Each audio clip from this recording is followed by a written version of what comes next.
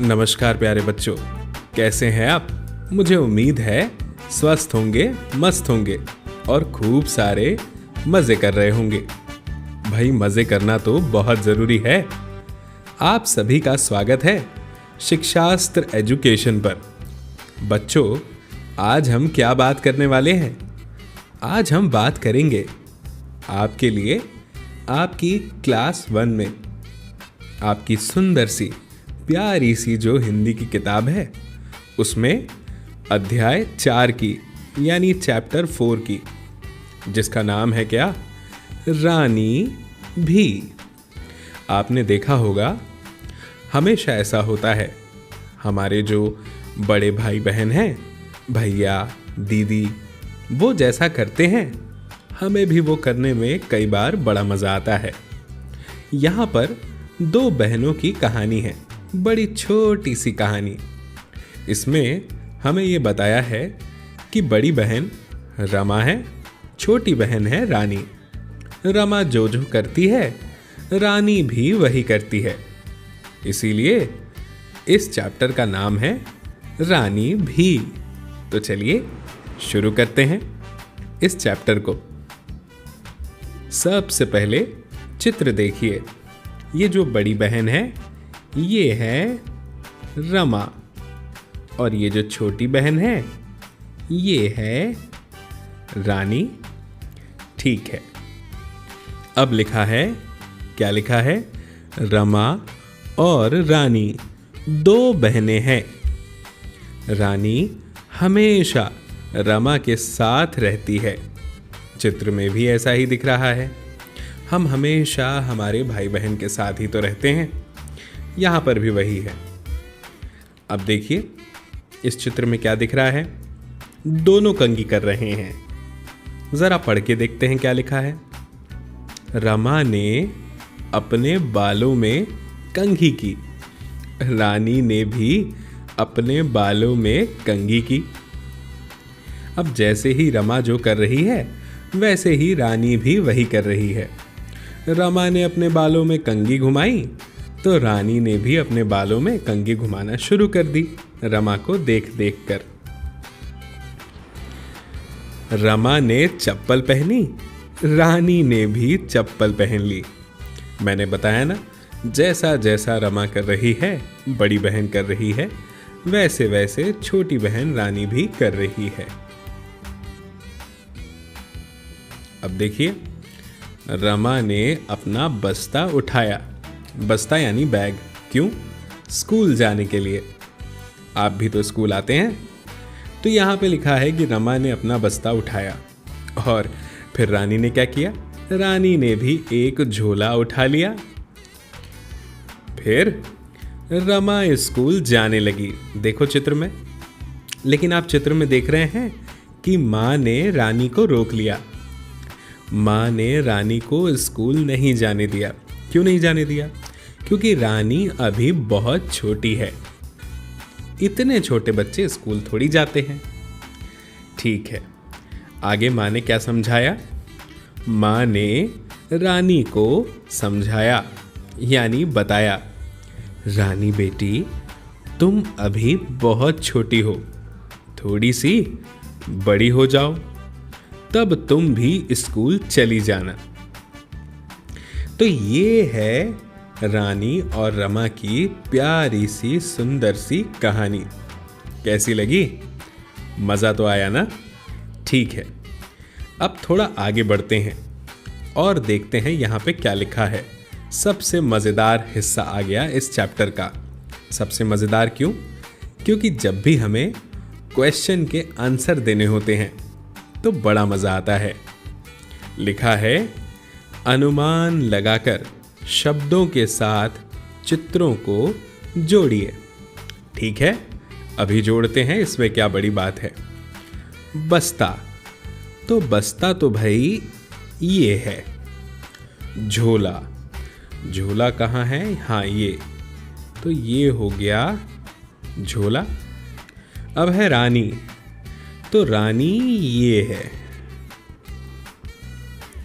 फिर रमा, तो रमा ये है।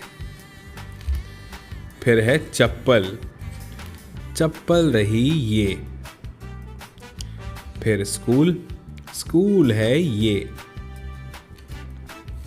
कंघा, तो कंघा है ये और बाल हैं ये। ठीक है, देखिए भाई वाह, हमने तो बड़ी जल्दी इस जोड़ी को मिला दिया। मजा आया ना? जरूर आया होगा। अब आगे बढ़ते हैं। दोनों बहनों के, उन दोनों बहनों के नाम लिखिए। चलिए लिखते हैं। रानी, तो सबसे पहले र में आ की मात्रा, फिर न में बड़ी की मात्रा, ये हो गया रानी। फिर र म में आ की मात्रा, ये हो गया रमा। दोनों बहनों के नाम हो गए। बड़ी बहन का नाम रमा, छोटी बहन का नाम रानी। अब अगला प्रश्न है बच्चों, क्या रानी रमा के साथ स्कूल गई? तो पहला विकल्प है हां, रानी रमा के साथ स्कूल गई। दूसरा है नहीं, रानी रमा के साथ स्कूल नहीं जा पाई। तो हमें तो पता है ना, रानी रमा के साथ स्कूल नहीं गई। क्यों नहीं गई? क्योंकि मां ने रोक लिया। तो ये वाला जवाब सही है। ठीक है, ठीक है। अब आगे बढ़ते हैं और ये है प्यारा सा खेल। यहां पे पूछा गया है कि नीचे दिए गए शब्दों को सुनिए। ठीक है, अभी मैं आपके सामने कहूंगा और आप सुनना। बताइए कि पहली ध्वनि कौन सी है, दूसरी ध्वनि कौन सी है, ये बताना है। ठीक है, तो पहली ध्वनि अब मैं बोल रहा हूं आपके सामने नाना। तो नाना में पहली ध्वनि है ना और दूसरी ध्वनि है ना। फिर है नानी, नानी में पहली ध्वनि है ना और दूसरी ध्वनि है नी। काका, काका में पहली ध्वनि है क, दूसरी ध्वनि है का। काकी, काकी में पहली ध्वनि का है और दूसरी ध्वनि की है। मामा, बोलिए मेरे साथ, मामा। बहुत अच्छे। तो मामा में पहली ध्वनि है मां और दूसरी ध्वनि भी है मां। अब मेरे साथ बोलिए मामी। बहुत बढ़िया। मामी में पहली ध्वनि है मां, दूसरी ध्वनि है मी। फिर है मां, मां में तो पहली ध्वनि मां है। रमा, रमा में पहली ध्वनि र है, मां दूसरी ध्वनि है। रानी, बोलिए मेरे साथ, रानी। पहली ध्वनि है रा, दूसरी ध्वनि है नी। बाल, बाल में बच्चों पहली ध्वनि है बा, दूसरी ध्वनि है ल। झोला, झोला में पहली ध्वनि है झ, दूसरी ध्वनि है ला। इस तरह से। अब आगे लिखा है, क्या लिखा है जरा पढ़ें। दूसरा प्रश्न, नीचे दिए गए अक्षरों की ध्वनि पहचानने और लिखने का अभ्यास कीजिए। ठीक है। न, तो न। क, तो इसमें क। म, तो म लिखेंगे। प, तो मैंने प लिख दिया। र, तो मैंने र लिख दिया। ल, मैंने ल लिख दिया। नीचे दी गई ध्वनियों को सुनिए। चलिए मैं बोलता हूं, आप सुनना। का, पा, ना, मा, रा, ला। एक बार फिर बोलिए।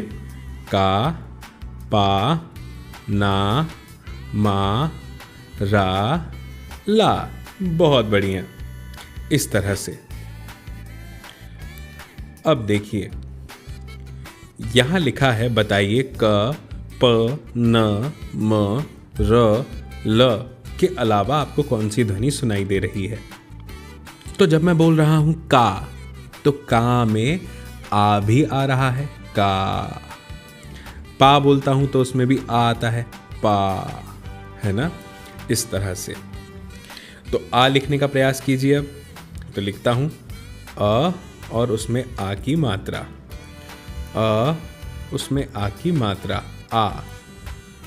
आ, इस तरह से। अब यहां पे हमें इन चित्रों के नाम लिखने हैं। चलिए नाम लिखते हैं। तो ये तो भाई है आलू, तो लू लिखा है, मैं आ लिख देता हूं, आलू। ये क्या है? बहुत ही स्वादिष्ट फल है, आपको भी पसंद होगा ना, आम। ये कौन है? ये है रमा। और ये क्या है? ये है लाल, लाल रंग। ठीक है, इस तरह से। अब यहां पर आप कुछ शब्द बना सकते हैं इस बॉक्स में जो अक्षर दिए हैं उनकी सहायता से। जैसे मैं एक शब्द बनाता हूं पान, एक और शब्द मैं आपके सामने बनाता हूं, वो है क्या? वो है दाल। देखिए दाल, दाल। ठीक है, एक और शब्द बन गया दान, एक और शब्द बनेगा कान। ठीक है, एक और शब्द बनेगा कार। तो इस तरह से एक शब्द है मार। इस तरह से हमें शब्द बनाने हैं। मुझे उम्मीद है आप जरूर बनाएंगे। ठीक है, आगे लिखा है मेरे पिता के पिता मेरे क्या कहलाएंगे, बताइए। तो मेरे पिता को तो मैं पापा कहता हूं और उनके पिता को कहता हूं दादाजी। तो यहां पे लिखिए दा जी। फिर लिखा है मेरी सहेली बड़ी प्यारी, उसका नाम बूझो तो जाने, यानी उसका नाम हमें बताना पड़ेगा। मेरे नाम का उल्टा है उसका नाम। अब मेरा नाम क्या है? नीरा, तो उसका नाम क्या होगा? नीरा का उल्टा, यानी रा नी। ठीक है, इस तरह से नीरा का उल्टा, तो उल्टा मतलब रा नी, ऐसा, तो रानी हो गया। अब बताओ नीना की नानी का उल्टा क्या है? तो नीना की नानी का उल्टा, तो नीना की नानी। अब इसका उल्टा करेंगे तो ये न पहले लिखेंगे, नी, फिर ना, फिर की, फिर नानी। तो वही आ गया नीना की नानी। तो यहां पे लिख दो नीना की नानी। ये है, यानी उल्टा सीधा एक समान। सही है ना? ठीक है, तो बच्चों यहां पे हमारा ये चैप्टर खत्म हो जाता है। मुझे उम्मीद है कि आपको ये चैप्टर बहुत अच्छा लगा होगा और समझ में भी आया होगा। जल्दी मिलेंगे अगले चैप्टर में। तब तक के लिए आप सभी को मेरा नमस्कार।